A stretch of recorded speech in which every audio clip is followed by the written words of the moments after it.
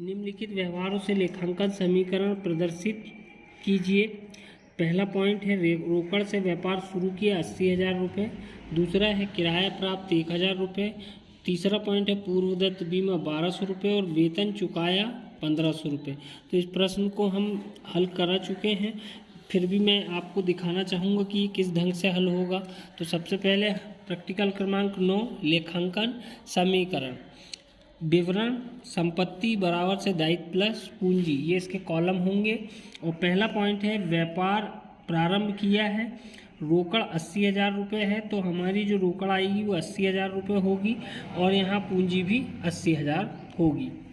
उसके बाद हमारा दूसरा पॉइंट है किराया प्राप्त हुआ है, तो प्राप्त किराया जो है 1,000 रुपये प्राप्त हुआ है, तो वो रोकड़ में वृद्धि करेगा, उसी के साथ पूंजी में भी 1,000 की वृद्धि हो जाएगी। इस प्रकार से यहाँ पर 81,000 और यहाँ का भी योग 81,000 होगा। इसके बाद तीसरा पॉइंट है पूर्वदत्त बीमा। पूर्वदत्त बीमा जो है मतलब पहले आपने किसी बीमे की राशि को चुका दिए हैं, तो आपकी रोकड़ कम हो गई 1,200 रुपये, लेकिन वो आपको आगामी आने वाले समय तक बीमे का किराया नहीं मांगेगा, तो वो 1,200 रुपये आपके क्या होंगे, संपत्ति के रूप में पूर्वदत्त नाम से लिखे जाएंगे।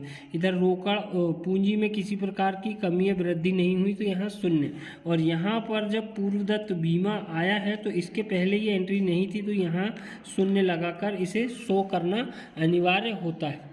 इसके बाद हमारा जो नया समीकरण आएगा, तो नया समीकरण हर 2 एंट्री के बाद नया समीकरण बनाया जाता है। तो नया समीकरण 81,000 में से 1,200 रुपये घटेंगे तो 79,800 रुपये आएगा प्लस पूर्वदत्त बीमा 1,200 रुपये। इस प्रकार से इन दोनों का जो योग होगा वो पूंजी के योग के बराबर आना चाहिए, 81,000 रुपये।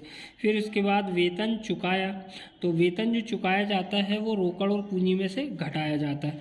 तो रोकड़ में से 1,500 रुपये घटाए जाएंगे, तो 79,800 में से 1,500 रुपये घटाए जाएंगे और प्लस यहाँ पूर्वदत्त बीमे में किसी प्रकार की कमी या वृद्धि नहीं हुई, तो ये शून्य रहेगा।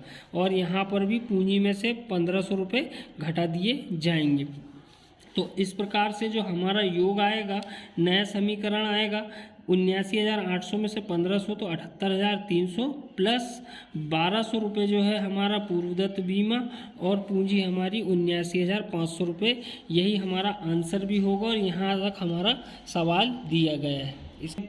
इसके बाद हम अगले प्रश्न की ओर चलते हैं। प्रश्न क्रमांक 10 जो दिया गया है वो इतना इम्पोर्टेंट नहीं है, कुछ मदे इम्पोर्टेंट है, तो आप इन्हें हल करके देखेंगे।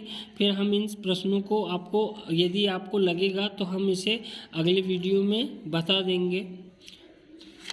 इसके बाद 11वां प्रश्न भी जो दिया गया है वो भी उतना इम्पोर्टेंट नहीं है और हमने इन सवालों को, इस टाइप के सवालों को हल कराया है, तो बच्चे इन्हें हल करके देखें। यदि नहीं बनेंगे तो मैं अगले वीडियो में इसे बना दूंगा। इसके बाद प्रैक्टिकल क्रमांक 12 जो दिया गया है वो बहुत ज़्यादा इम्पोर्टेंट है और जो कि 2018 में परीक्षा में आया हुआ है, परीक्षा में आया है, इसीलिए इस सवाल को हमें कराना ज़रूरी है। तो हम इस सवाल को कराएंगे। तो निम्न व्यवहारों के आधार पर लेखांकन समीकरण तैयार कीजिए। पहला पॉइंट है रोकड़ से व्यापार प्रारंभ किया 80,000, वेतन चुकाया 4,000, उपार्जित ब्याज।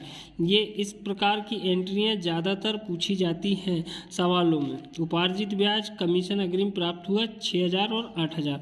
तो देखिए हम इस सवाल को कैसे हल करते हैं।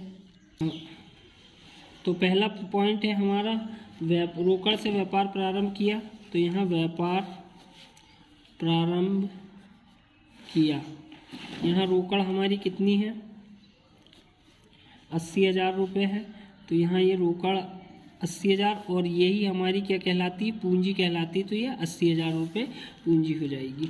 इस प्रकार दूसरी एंट्री हमारी वेतन चुकाया, तो मैंने पिछले सवालों में बताया कि वेतन चुकाया, कमीशन चुकाया, किराया चुकाया, ये रोकड़ और पूंजी में से डायरेक्ट घटाए जाते हैं। तो वेतन जो है वो 4,000 रुपये है, तो 4,000 रुपये रोकड़ में से घटाए जाएंगे और 4,000 रुपये पूंजी में से घटाए जाएंगे। इस प्रकार से नया समीकरण बनाया जाएगा हर 2 एंट्री के बाद। तो यहाँ पर हमारा नया समीकरण बना है 80,000 में से 4,000 गया तो 76,000 और यहाँ पे भी 80,000 में से 4,000 गया तो 76,000 रुपये, ये हमारा नया समीकरण। इसके बाद तीसरी एंट्री जो दी गई है उपार्जित ब्याज। इसमें उपार्जित ब्याज जो है अर्थात आपने किसी के यहाँ कार्य कर चुका है लेकिन आपको अभी पैसा प्राप्त नहीं हुआ है। उपार्जित का मतलब ये होता है कि आय कमा तो ली गई है लेकिन प्राप्त नहीं हुई है, तो उसे हम कैसे लिखेंगे? तो उपार्जित आय कमा तो ली गई लेकिन प्राप्त नहीं हुई तो जीरो, तो वो हमारे लिए संपत्ति होगा उपार्जित। तो उपार्जित करके यहाँ पर हमें संपत्ति पक्ष में राशि को लिखना पड़ेगा। तो कितने रुपए है? 6,000 रुपये। तो ये 6,000 रुपये लिख देंगे। इसके पहले ये प्रविष्टि नहीं थी तो जीरो जीरो और जीरो, ये जीरो हो जाएगा। लेकिन ये जब हमें बाद में प्राप्त होगा तो ये हमारी पूंजी में वृद्धि करेगा, तो ये पूंजी में वृद्धि 6,000 रुपये की हम इस प्रकार से लिख देंगे। इसके बाद हमारा जो अगला नया समीकरण बनेगा वो है 76,000 प्लस 6,000 और यहाँ पर 82,000। तो यहाँ पर जो योग आया 76 और 6 82, यहाँ का भी योग 82,000 होगा। इसके बाद अगला पॉइंट है हमारा कमीशन अग्रिम प्राप्त हुआ। कमीशन जो है अग्रिम प्राप्त। अब अग्रिम का मतलब होता है आपको राशि पहले प्राप्त हो चुकी है, मतलब आपकी रोकड़ में वृद्धि होगी, ये तो तय है। तो यहाँ पर कमीशन प्राप्त हुआ है 8,000 रुपये।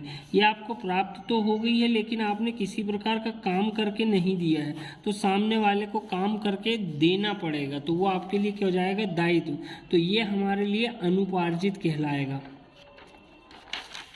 अनुपार्जित कहलाएगा। तो यहाँ पर अनुपार्जित के नीचे हम 8,000 लिखेंगे। इसके पहले यहाँ पूंजी में किसी प्रकार कमी वृद्धि नहीं हुई तो ये जीरो, लेकिन इसके पहले ये एंट्री नहीं थी तो सब जगह में क्या आएगा? जीरो लगा दिया जाएगा, है ना। तो यहाँ पर नया समीकरण तैयार किया जाएगा।